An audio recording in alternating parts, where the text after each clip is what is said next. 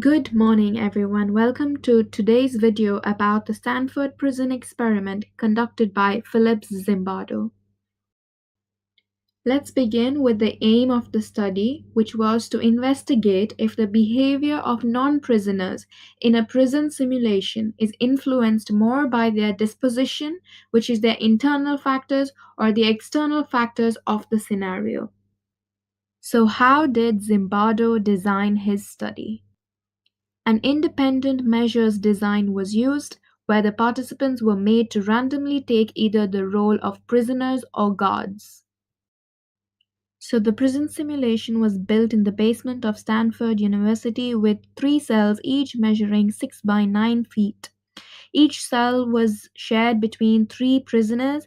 The guards had their own more comfortable rooms, and the warden and superintendent had their own rooms too.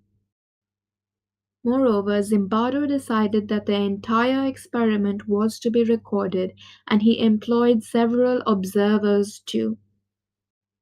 So what did Zimbardo do for his participants? 22 healthy male college students from Stanford were recruited through a newspaper advertisement, and they were promised a $15 pay per day. Out of the volunteers, the most mentally and physically stable, most mature, and the least involved in antisocial behaviors were chosen.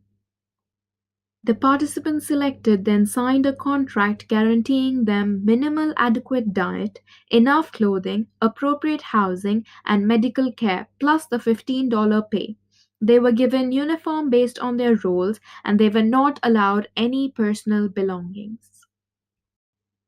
So what did Zimbardo do in his experiment?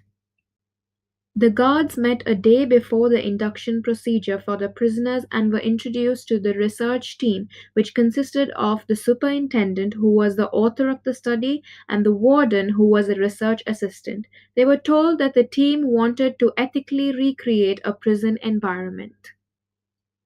Zimbardo told the guards that their main task was to maintain a reasonable degree of order within the prison necessary for its effective functioning, and minimal guidelines were given on how to act in the prison in order to capture genuine behavior.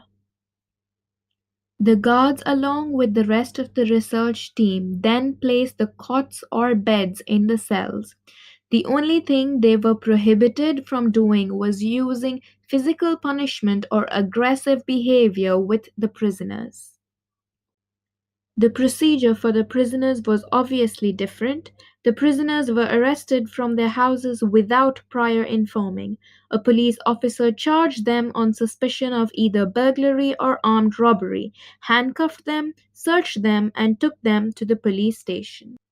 At the police station, their fingerprint was taken, a file was prepared for them, and they were put into a detention cell. The police officers treated them exactly like real prisoners and were not allowed to answer any questions about the study. They were then transferred to the prison simulation. In the prison simulation, they were stripped, sprayed with delousing deodorant spray, and made to stand naked. Then they were given their uniforms and an ID photo was taken. Later, they were put into a cell and ordered to remain silent.